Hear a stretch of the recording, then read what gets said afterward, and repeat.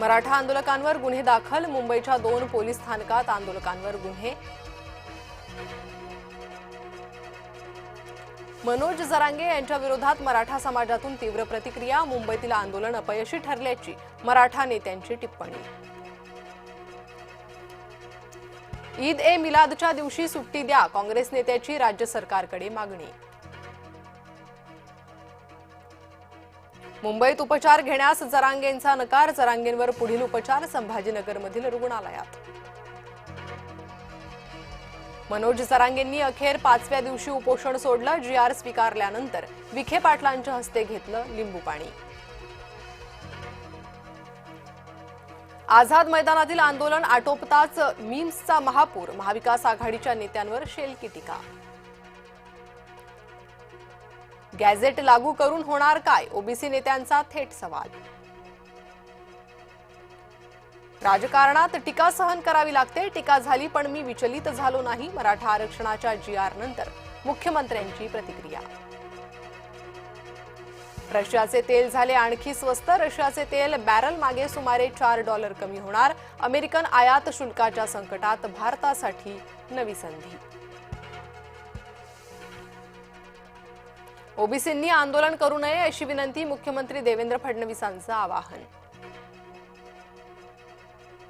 नाशकात कुत्र्याला फरफटत नेलं, कुत्रा भुंकल्यानं आरोपीची चिडचिड, कुत्र्याला मारहाण करून दुचाकीला बांधून खेचलं। मुंबई गोवा महामार्गावरील वाहतूक मंदावली, माणगाव बसस्थानक ते मुगवली फाट्यापर्यंत वाहनांच्या रांगा। मुलीच्या राजकारणाला कंटाळून बापाकडून हकालपट्टी, तेलंगणाच्या राजकारणात नवी घडामोड। राज्याला 4 दिवस मुसळधार पावसाचा इशारा, कोकणासह मध्य महाराष्ट्र विदर्भात पावसाचा अंदाज। लालबागच्या राजाच्या दरबारात भेदभाव कशाला, लालबागच्या राजाच्या दर्शनाविरोधात मानवाधिकार आयोगाकडे तक्रार। अफगाणिस्तानच्या भूकंपात आणखी 200 ठार, मंगळवारी अफगाणिस्तानात पुन्हा भूकंप। 5 वर्षांपासून उमर खालिद तुरुंगातच, 5 वर्षांनंतरही न्यायालयाकडून उमरला जामीन नाहीच।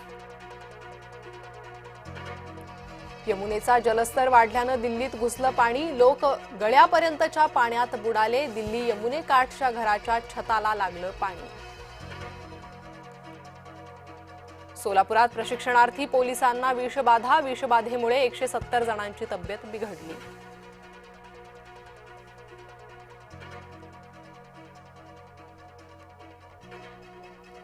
कोयना धरणाचे सर्व दरवाजे तिसऱ्यांदा उघडण्यात आले, सततच्या पावसामुळे धरणाच्या पाणी पातळीत वाढ।